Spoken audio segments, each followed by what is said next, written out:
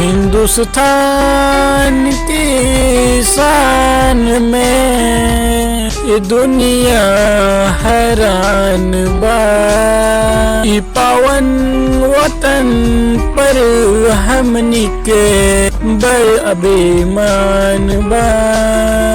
हिंदुस्तान की शान में ये दुनिया हैरान बा। ई पावन वतन पर हमनी के बड़ अभिमान बा।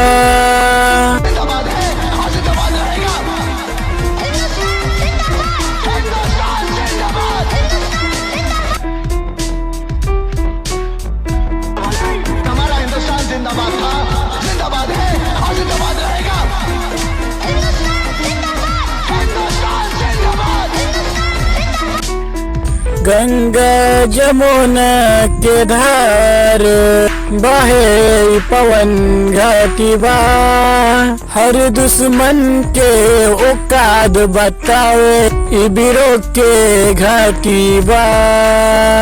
केहू आँख उठा के देखी तो खैरो कर अब नइखे। गंगा जमुना की धार बहे पवन ये घटी बा। हर दुश्मन की औकात बतावे तो के घटी बा। केहू आँख उठा के देखी तो ओकर अब खैर नइखे।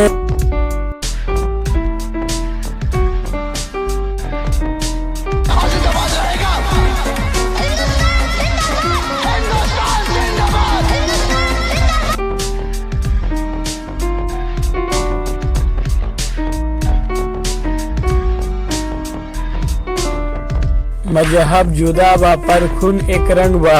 देश के तिरंगा खातिर हर हिंदुस्तानी संग बा। मजहब जुदा बा पर खून एक रंग बा। देश का तिरंगा खातिर हर हिंदुस्तानी संग बा।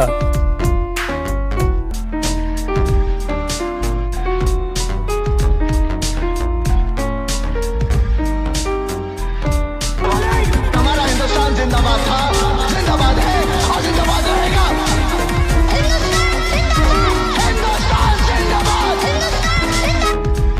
तिरंगा लहरावे शांत से माथा ऊंचा बा। भोजपुरिया वीर खड़ा बा। दुश्मन के डहकाऊ धुआं बा। तिरंगा लहरावे शांत से माथा ऊंचा बा। भोजपुरिया वीर खड़ा बा।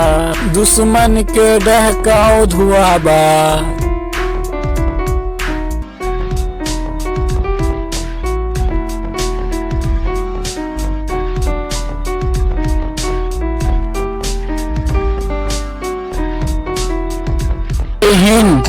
जय हिंद।